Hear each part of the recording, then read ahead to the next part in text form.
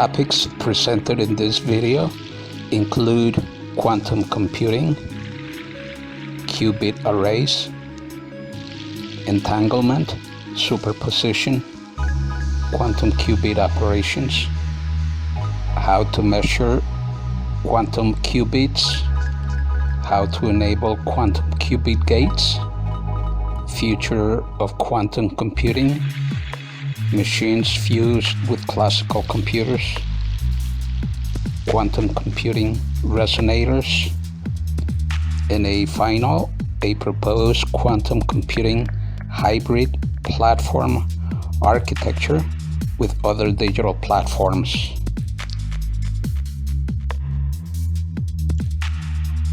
The quantum algorithm circuit representation, as shown in this video and in this presentation. The representation is based on qubits, which are represented by horizontal lines. Gates are then drawn on the qubits that they act upon. This is done in sequence from left to right, as illustrated in the video. The initial state of the qubit is denoted at the beginning of each of the qubit lines. If you notice that when I write down the mathematical expression for the circuit, the gates are written down from right to left in order of this application.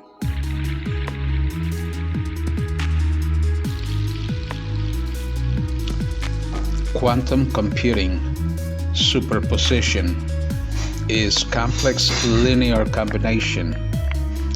Linear combination means adding together different multiples of states. Therefore, a qubit is a bit that has complex numbers called an amplitude attached to the possibility that is a zero, and a different amplitude attached to the possibility that it is a 1. These amplitudes are closely related to probabilities, in that the further some outcome's amplitude is from 0, the larger the chance of seeing that outcome. More precisely, the probability equals the distance squared.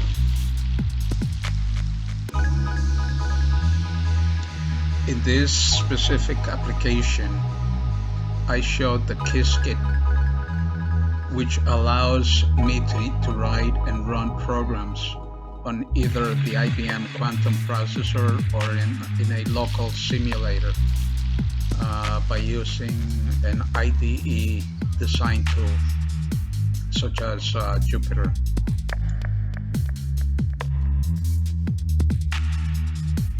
The quantum algorithms also use a combination of algorithmic paradigms specific to quantum computing.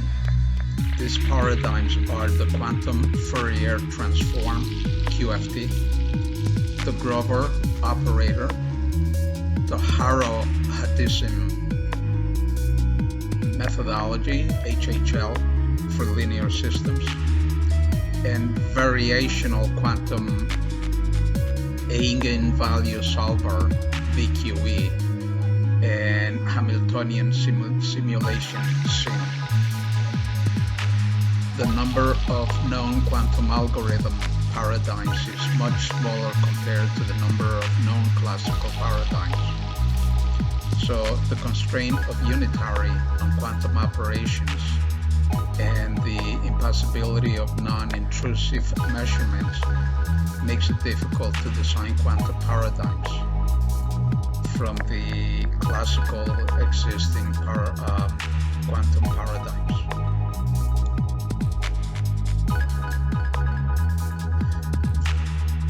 The HHL algorithm makes use of the phase estimation procedure to perform the matrix inversion. The algorithm requires 3 sets of qubits, or QUBits, a single ancilla qubit. A register of n qubits used to store the eigenvalues of A in binary format with precision up to n bits, and a memory of O product log n that initially stores B and eventually stores X. Start with a table 0, A, 0, R, and 0 and BM, where the subscripts A, R, M denote the sets of ancilla, registers, and memory QUBits, and their respective values.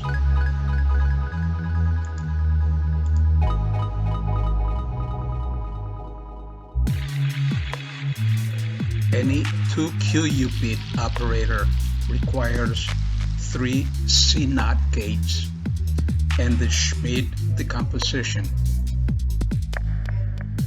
To be able to write a circuit initialization, any 4 QUBit state with any 9 C0 gates in a total, along with 17 1-qubit gates.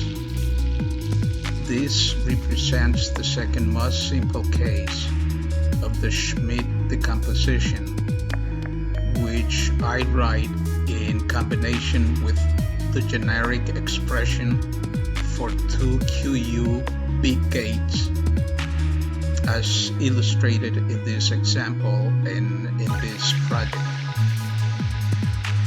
The circuit breaks down into 4 distinct stages,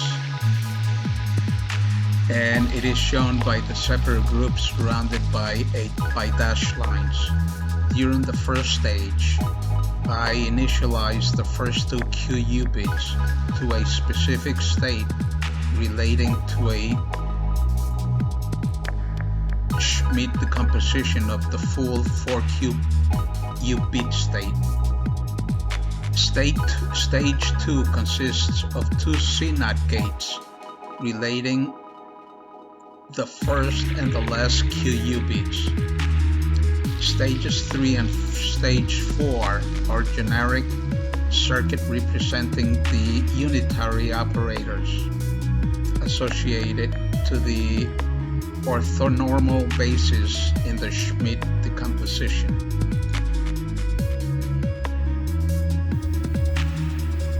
The 2 QUBit algorithm that solves the Schrödinger equation as a quantum computing.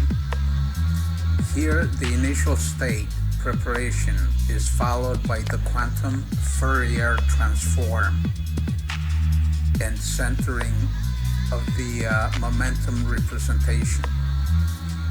The single QUBit phase shift transformations are followed by the 2 QUBit phase shift transformation that uses ancillary qubit Q's of 0. The inverse quantum Fourier transform, preceded by the removing the centering operation, completes the circuits and returns the waveform or the wave function to the coordinate representation.